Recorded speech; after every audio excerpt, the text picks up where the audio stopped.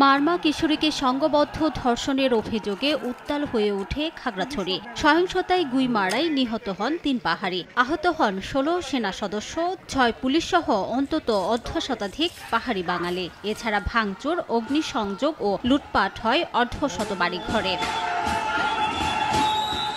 নিহত ৩ জনের পরিবারকে ৩.৫ লাখ টাকা সহায়তা দিয়েছে জেলা প্রশাসন ও পার্বত্য জেলা পরিষদ। এছাড়া ক্ষতিগ্রস্ত ৮০ জনকে দেয়া হয়েছে ৩০ কেজি করে চাল। তবে লুটপাটের শিকার ব্যবসায়ী ও পরিবারগুলো এখন অনেকটাই নিঃস্ব।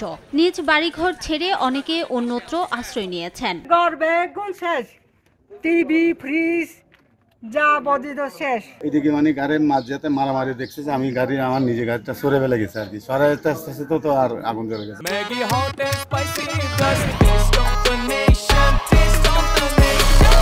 ধর্ষণ ও সহিংসতার ঘটনার তদন্তে এর মধ্যে কাজ শুরু করেছে জেলা প্রশাসনের ৫ সদস্যের কমিটি। হতাহতের পুনর্বাসনের উদ্যোগ নেওয়া হবে বলে জানান জেলা প্রশাসক। ক্ষতিগ্রস্ত যারা হয়েছেন তাদের ক্ষয়ক্ষতির বিবরণ সহ যারা ক্ষতিগ্রস্ত হয়েছেন তাদের তালিকা প্রস্তুত করছেন।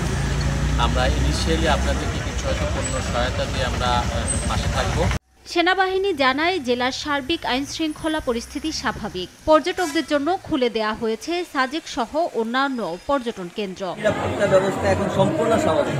আমরা সাজেকের পর্যটন ব্যবস্থাকেও খুলে দিয়েছি, পর্যটকরা আসতে পারেন এবং যেহেতু অবরোধ নেই সেটা ১৪৪ ধারা আছে, কিন্তু জনগণের সবকিছু স্বাভাবিকভাবে তারা করতে পারেন। ব্যবসা বাণিজ্য, দোকানপাট এবং এখানে যারা স্থানীয় জনসাধারণ আছেন তারা স্বাভাবিকভাবে সকল কার্যক্রম সম্পন্ন করতে পারেন। এদিকে খাগড়াছড়িতে সহিংসতায় ৭০০ ও গুইমারার ঘটনায় ২৫০ জন অজ্ঞাত ব্যক্তিকে আসামি করে ৩টি মামলা করেছে পুলিশ।